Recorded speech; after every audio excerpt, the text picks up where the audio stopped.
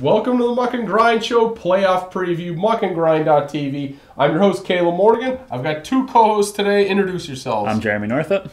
I'm Vince Commey now. We better get started. We've got so much to talk about. 3 hosts, 1 cup, 8 playoff series. Let's get into it. First off, in the East, Rangers, Ottawa. This series starts Thursday. I don't know who's going to take off here, but we've got the Sens actually scoring more than the Rangers, and they won the season series 3-1. I don't know if anybody else thinks they're going to win, but what do you think here? We've got the Rangers and Senators. Go. I'm thinking the Rangers are going to pull it out. You got Henrik Lundqvist in net. I mean, it's simple as that. And if Ottawa can play fast and keep the tempo going, maybe they win. But I don't really see it happening. Carlson would have to play the best 4 games of his life for the Senators to win this series. The Senators goaltending, yeah. This is pretty much a bye for the Rangers, in my opinion. Oh, man. Hammering the Senators. Yeah. Listen, if you've got... I don't think any of these series are probably going to be swept, so I don't think anybody has a bye. You said if Carlson needs to have the 4 best games of his career. If he's ever going to do that, it might be this year. He's been unbelievable. It's amazing how little he's actually been talked about for how great he's been. Rangers have a lack of a power play. That could be an issue as well. 15.7%, 23rd in the league. That hurts. We know Boston won the Cup with no power play last year, but this is an issue here, and it's been an issue for them all season. Henrik Lundqvist, I agree, is unbelievable, is going to carry them a long way. I have to agree. I've got the Rangers. You've got the Rangers. Vince? I got the Rangers. Oh, well, it's a bye. It's a bye. It's a bye. It's a bye, but I'm going to pick Ottawa. This baby's over. Ottawa, sorry, you have no chance. But nobody even saw them get into the playoffs, so good for them. Good luck. They're in the playoffs. Let's move on. Boston and Washington. Didn't look like Boston was going to play anyone except for Ottawa. Washington was able to jump up. This also starts Thursday. But once again, we've got the Caps winning the season series 3-1. What do you think here? We got Caps, Bruins. What do you look at in this series? Boston has depth scoring. Rookie goaltender for Washington. Tim Thomas. Who is the goaltender for Washington again? I don't even know. Who is it? Holtby. And they just signed somebody. I forget. I don't even know who they signed today. Ridiculous. Yeah. So, yeah. This could be a good series. I could see this going 6, maybe even 7. But, I mean, that playoff experience and winning the Cup last year looms big for the Bruins, I would say. It's almost impossible to pick against the champs in round 1, especially when you have a team like the Caps, who not only choke every year in the playoffs, but had such a mediocre year. We're just talked about as just you had to change the coach, almost missed the playoffs. We're able to jump up to 7th. I don't know. I got to say, if Washington were to win, I'd say Backstrom coming back is a huge issue. They played for most of the season, most of the last couple months without him. He's been their best player all year because Ovechkin's been second best or maybe third best at times. But I got to say, yeah, if there's going to be a big upset, I could see the Caps actually being that team that comes out of nowhere. But I'm picking the Bruins. Yeah. You want to go? I've got the Bruins in 6. The Capitals, as far as offense goes, they're a one-line team, and they just can't match up against the Bruins' depth. You got a one-line team so far and a team that's a bye so far. Vince is hammering these teams. Yeah, I think the Bruins are going to pull this out. I think that Ovechkin's heating up, Backstrom's coming back, but I think Boston's going to be too much. I'm taking them in 6. It's been a clean sweep so far, but I think we're going to get into some disagreement a little down the road here. Let's get to the most hyped series of all the playoffs, the Florida Panthers and the New Jersey Devils. Buried on NHL Network. Yeah. The ratings for this are going to be through the roof. I think this is on the Weather Channel, actually. This is so big that they decided to wait for Game 1 until Friday, right. 2 days after everyone else has played, because nobody really cares. They should make these guys play double headers. The Devils lead all statistical categories in the head-to-head statistically, except power play, which goes to Florida. Devils have the #1 PK overall. So if Florida, who can score a little bit of goals, gets on the power play, they've got the Devils defense to deal with. And Marty Brodeur, he's old, but he gets the job done. What do you guys see, Vince? Devils, Florida Panthers. What are you looking at? You want to talk about a bye week or bye series? Florida is one of the worst playoff teams in the past 10 years to probably get into the tournament. I mean, they don't even know who their goaltender is going to be. The only team. Yeah, that's true too. But I mean, this is New Jersey couldn't have had a better first round matchup. I think Florida's terrible. They're miserable goal differential. You got New Jersey with the great PK. Now they got some scoring too. I think if anything's going to be a sweep, it's going to be this one. And I just saw Florida put out this video today saying everybody doubted us, nobody thought we were going to make it, nobody thought we were going to win, and they won the division with 92 points, and they were circling it on the screen. I think it's embarrassing. No, I don't think nobody thought they were going to do anything. I remember when we did the first episode of this show in October for the season preview, I said, nobody knows what they're going to do because nobody has ever played together. They brought in 13 players, the famous photo in July of 13 new players with their jerseys on. This mishmash of every misfit free agent that Dale Talon threw together. Middle of the road talent. You couldn't predict what they were going to do because you couldn't have had an idea. You couldn't have said they were going to be terrible. You couldn't have said they were going to be great and win the division because you didn't know. Nobody knew. So it's, again, a miracle they got in. Minus 24 goal differential, which you brought up. Yep. Every team in the Southeast had a minus goal differential. Ugly, the worst ever. Ugly division. Yeah, we've all got the Devils. I'll just say they're Devils, Devils, and maybe even a Is this one a buy for the I think Devils? I have the Devils in 3, actually. that would be a new record. Yeah. All right, listen, we're going to get to the mother of all series here. I think we might have some fisticuffs here. I'm talking about on the set. Some blood might be drawn, some game misconducts. Listen, Penguins, Flyers, is there anything better? Well, let me say, it would be better if it was later down the road. It's a shame one of these teams is going to have to be out round 1. What do you guys see as far as Pens, Flyers, and what's the matchup going to be like here? Oh, wow. I think these teams are so... I don't know if evenly matched is the right thing, and I think the biggest difference in this series is going to be the goaltending. There's still question marks with the Flyers goaltending. You know, Bob Grosky... he's done so well against the Penguins. He has a 5-1 record against them, but yet Brizgalov's their big money guy. One other thing that could be a big factor in this series is the Flyers' power play is very successful. It's actually converting at the same percentage as the Penguins, but they've had way more opportunities than the Penguins have had. Which is surprising when the Pens play the Flyers. You figure the Flyers being a long march to the penalty box hasn't really happened lately.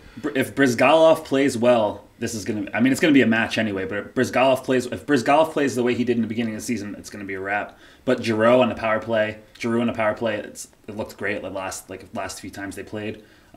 Crosby gets hurt, it changes. Hartnell gets under Malkin's skin, it changes. This is like a toss-up. Yeah, this is going to be the best series. Goaltending. You guys brought it up. Goaltending. I mean, this is what Philly brought in a goaltender like Brizgalov for. Like you said, if he plays like he did early in the season, it's going to be ugly. But at least they have the backup in Bob, who they could say, hey, he's had luck against the Pens specifically. But Brizgalov has played so well the last 2 months overall. He won back-to-back first star of the week, 2 weeks in a row at one point. He's had some rest lately because he had some injuries. And then they just wanted to start Bobrovsky against the Pens in 2 of the last 4. I agree. If the Pens win, though, I got to say it's going to be goaltending, maybe Brizgalov. If they get into his head in the first game, it might be tough to recover. If he has a good first game, we're in for a long series. But the Flyers' game plan is known against the Penguins. They're going to grind it. They're going to play it on the boards with Yager and Simmons. They're going to try to wear you down like that, and they're going to try to get, like you said, Hartnell under Malkin's skin. Because if you get somebody under Malkin's skin, Malkin will retaliate and sit in the box. If you get under Crosby's skin, Crosby will get so mad and beat you. Yeah. There are 2 different approaches here, and I think we all think it's going to be a long series. Hartnell knows what he's doing, too. You hear him in all the interviews coming up, and he seems so calm. He knows exactly what his role is. Score goals, get under everyone's skin. After that game last Sunday where he's giving the Hulk Hogan, he's tweeting 2 minutes after the game, Hulkamania. Exactly. He's so carefree, but he's always the center of attention. Yeah. He's had his biggest offensive year in his entire career, and he could do stuff like that. Goals, insanely valuable. There's another factor that plays into this, too. The Flyers have no answer for the Penguins' third line. When the Penguins send Jordan Stahl's line out there to go up against Giroux's line, then what happens? Well, one of the Penguins' top 2 lines ends up going out against the fourth line. Exactly. Right. And that's a matchup nightmare for the Flyers. I've got it right here. Dupuis, Cook, Stahl, guys like this, utility guys for the Pens. How many games in a row did Dupuis score? 17 and running. Yep. And running. I mean, unbelievable. Yeah. You can't get value like that anywhere else. Jordan Stahl every year is the best third-line center in the game. What do we got here? Picks. I got to say, I'm going with the Flyers. First time since the Crosby-Malkin era that are going to beat them in the playoffs. They haven't had luck lately. I got to go with the Flyers. I got to go with them. Pens in 7, but, I mean, anyone can win it. Penguins in 6, but it's going to be a brutal series. It's going to be a bloodbath. It's going to be the best. I love it. It's like we said, it's a shame it's the 4-5 matchup. It's a shame it's going to be over in round 1, but it's going to be amazing. This one's getting all the ratings. Nobody's watching Devils Panthers. But we got to move on to the West now. Don't forget about the West. We're going to start off here. Number 1 Vancouver Canucks win the President's Trophy, the kiss of death, and the Los Angeles Kings. What are you looking forward to in this matchup? The experience of the Canucks again is just it's going to prevail in this series. The Kings are a good team, and they have a good goaltender. They could probably make a series out of this, but in the end, the Canucks are just too talented to go bow out in the first round against the Kings. I think you have Vancouver getting Sedin back. Quick could steal this series, I think. But I think this is going to be just too much. Vancouver's got too much going. Daniel Sedin did skate Monday. Yeah. First real skate back with the team, practice with the team. Looks like he's going to play. This is one of many players on playoff teams that have been skating recently, coming back. Just like for LA, Jeff Carter as well skated today. Looks like he's going to come. But Jeff Carter notwithstanding, the Kings still cannot score a damn goal. They can't score, yeah. So when you look at statistically, Jonathan Quick had 10 shutouts. They're so good defensively, but they're 29th in goals per game overall. Minnesota only scored less than goals than them. He lost 6 1-0 games, I think it was. That is unbelievable. Put a puck in the net. Yeah, 29th out of 30 teams to get into the playoffs is an amazing feat in itself. Yeah, so I don't know, but will those shutouts and will those 1-0 games hold up against the Sedins if they're healthy? This rejuvenated lineup for the Canucks, they had a big trade getting Cassian, a tough guy from Buffalo. Will it hold up? I don't know. I don't think you can win a playoff series without scoring goals. Yeah. You maybe you'll get 3 shutouts, but you're going to lose in 7. It's not going to happen. Vancouver Canucks move on. Right. Yeah. I agree. We all agree. Vancouver in what, 5? 5. 6? I'd say 5. 5 or 6. 5. I still say 6. Also, you have Schneider and Luongo too. Who's gonna be the tender there? Similar to Philly situation, you get Luongo off his rocker game 1, it's going to be a controversy. All right, we've got St. Louis and San Jose. St. Louis Blues, Ken Hitchcock came in many months ago, amassed one of the most amazing records you'll ever see in your life. The St. Louis Blues played the San Jose Sharks, who managed to pull out the 7 seed. What do we got here? Let's start with Jeremy. San Jose, St. Louis starts Thursday. I mean, you got two great goaltenders in St. Louis. I'm kind of interested to see who, if they start Elliott, do they start Halak the next time? Do they ride somebody until they lose? I don't know what's going to go on. They haven't even announced who they're starting in game 1 I mean, what a problem yet to have. I mean, if they go up 1 or 2, it's going to be hard for San Jose to score goals on St. Louis, I think, possibly. That's the problem. Even though St. Louis is the 2 seed, they have hardly any playoff experience at all, and they can't score either. They do have great goaltending, and great goaltending is very important in the playoffs, but the saying is, if you think you have 2 goaltenders, you really have none. Good point. But I think they're not usually both under 2 goals against. Yeah, I think they do have 2 goaltenders because they broke a record for team combined shutouts this season, and I think the lack of scoring is a little bit by design with Ken Hitchcock. Well, I understand that. He likes to win a game 2-0. If you're not sure who your starting goaltender is going into the playoffs, because they're both too good, though. Well, we'll see what happens. We have no idea who's going to start. San Jose is such a cruddy season, just meandering along the way. They remind me a lot of the Caps this season, except they didn't change their coach. They bounced around the 8th place and 9th place. Down the stretch, they just couldn't get over the hump. They had that big trade in the offseason. They got rid of Heatley. They got rid of Setaguchi. Completely decimated their second and third line scoring, their second and third wave of scoring. So if you could shut down the top line, the Thorntons and the Marlows, you have a chance to really clamp down on this team. So if the Sharks are not scoring but beyond that first line, and then you've got the Blues who don't give up a lot of goals, I think this is going the Blues' way. I think it just adds up. I agree they don't have a lot of experience. I don't see them going deep, but I've got St. Louis winning. I've got San Jose winning this series. I think that this year is going to be a little bit different for them. I think now that they're in one of the bottom seeds and kind of snuck into the playoffs, there's not that high expectation of past years when they've finished first, won the division. I think they won the President's Trophy one year. Yeah. I think this year without that pressure and then going up against a team, even though they're the 2nd seed that has little playoff experience, I think that the playoff experience and the lack of pressure on them is going to win out, and they'll probably win this series in 6 games. You love those low-pressure teams. What do you got here? I think there's a ton of pressure on San Jose. I mean, every single year they're picked to be favorites, and here they are, and they could lose again. And I think that they might blow this team up if they don't do well this year. They've got 2 straight trips to the conference finals. They lost 4-0 and 4-1 in those, and now they struggled through this season. You may be right. I think LA... I'm picking St. Louis. And you're picking St. Louis as well. I think both LA and San Jose is going to be really interesting. If they both get early exits, 7 and 8 seeds, they may both blow them. Maybe Dean Lombardi in LA is going to go away. They're going to have to get a new GM. Mm-hmm. But, yeah, both teams have a lot to prove here for really mediocre seasons. All right, moving on to the 6-3, another high ratings matchup. Phoenix Coyotes at Jobbing.com Arena, the best arena in all of sports, and the Chicago Blackhawks. What do you got here, Vince? What are you looking forward to? Man, I mean, I know Phoenix won their division, but a terrible division again. It's almost as bad as the Panthers. The Phoenix actually has some talent though. Yeah. But if Phoenix has any chance in this series, Mike Smith, as he's done all year, is going to have to win it for them. They're definitely not the more talented team, but the goaltending could be the great difference maker in this series. Jeremy. Yeah, I think Mike Smith is going to have to be great. There was that stretch. He had a stretch recently where it was 3 or 4 shutouts or something like that. Then before that, he was horrible. They had LaBarbera in it for a while.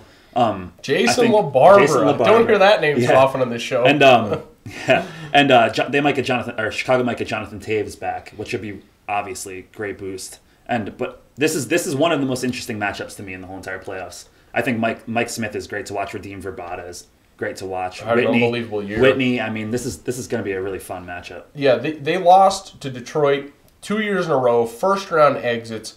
I like Phoenix because I think they're going to be really, really not. They're going to want to give everything because they don't want to be out again early. Yeah. They lucked out again. They don't have to play Detroit, whereas they almost did on the last day. Jonathan Taves, we don't know how healthy he is. He's played injured before. Everyone plays injured this time of year. But it's another serious situation here. I don't know if you could win a cup like this without a captain that visible when you've got guys like they had Hossa scoring a lot this year. They had Patrick Sharp scoring a lot this year. But Patrick Kane had a down year and Taves had a down year. A lot of his had to do with injury. So if he's just coming back, if the playoffs didn't start, he might still be sitting out. So I don't know how effective he's going to be, but you said it. Mike Smith, unbelievable. I think he's going to really propel them to a win here. I like Ray Whitney and Shane Doan. I know they're veteran leaders, and they're going to push these guys to win. I got Phoenix. Yeah. I'm gonna go with Chicago. I think they just have too much power, but I'm rooting for Phoenix. I want Phoenix to win. Mike Smith is just 54 saves in that one game I watched it, and it blew me away. You and 14,000 other fans of Phoenix. I'm picking Chicago, and they might tell them they're going to stay, and that might be like the jolt that they need. Who knows? Well, the Phoenix franchise hasn't won a playoff series since 1987, and this is the year that they still won't win a playoff series since 1987. Wasn't this their first division title, though? Yeah, ever. 30-some years, they still the first division title. Chicago's just too talented, and their talent's going to prevail in the end. They'll win this in 6 games probably. Smith might be able to get it to a game 7, and I'd like to say that they have a home ice advantage, but I don't know. Well, all right, let's move on to once again the best series in the other conference is also probably going to be the 4-5. Yeah. Nashville Predators, Detroit Red Wings.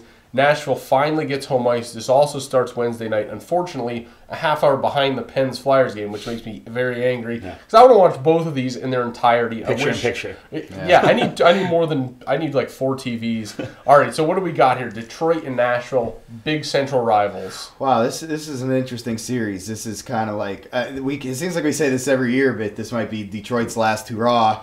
And then you have the up-and-coming Predators, which this might actually be their last hurrah, too, if they can't sign all their free agents. But, man, Nashville looks like they're the real deal. They got the solid goaltending. They got solid D, and now they're scoring, too. Yeah. But, I mean, man, Detroit, I mean, look at the guys they have on that team. Look at the playoff experience. This is going to be a great series. This is going to go 7 games, probably.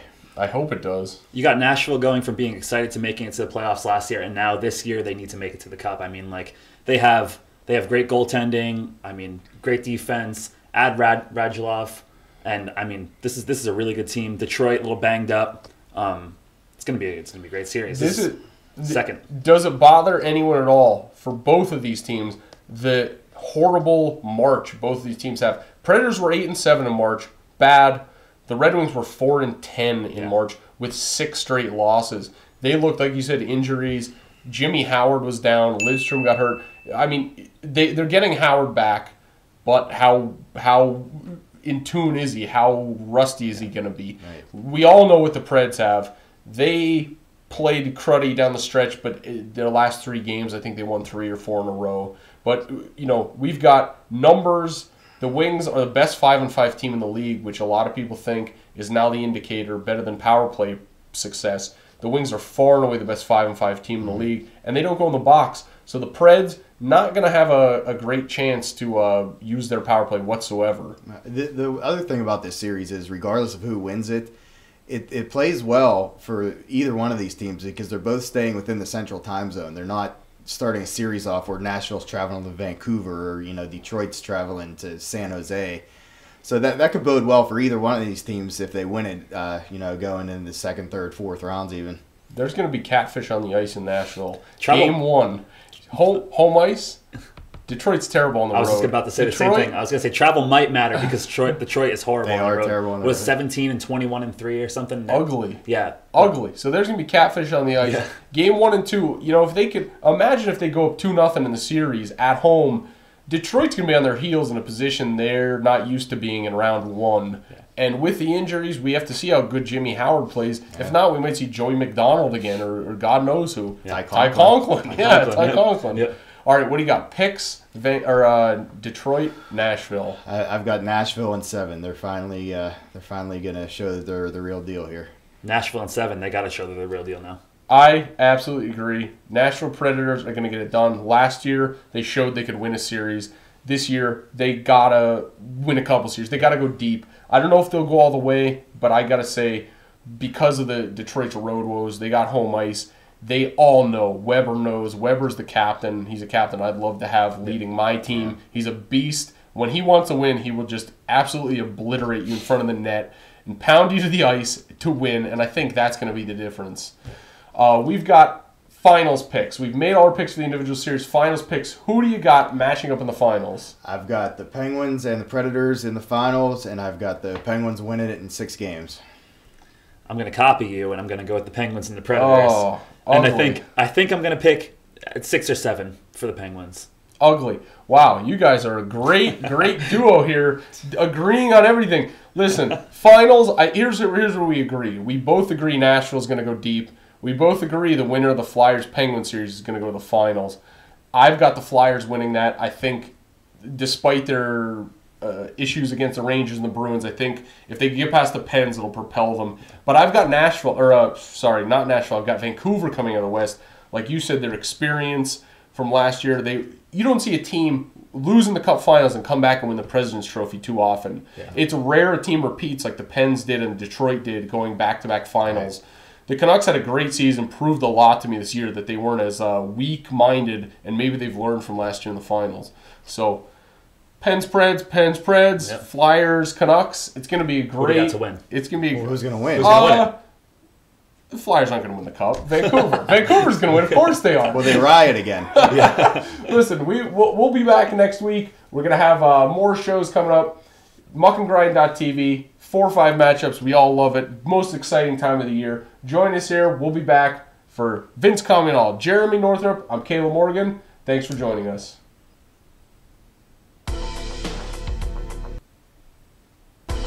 Tune in next time for another episode of the Muck and Grind Show. Or check out past episodes anytime at www.muckandgrind.tv.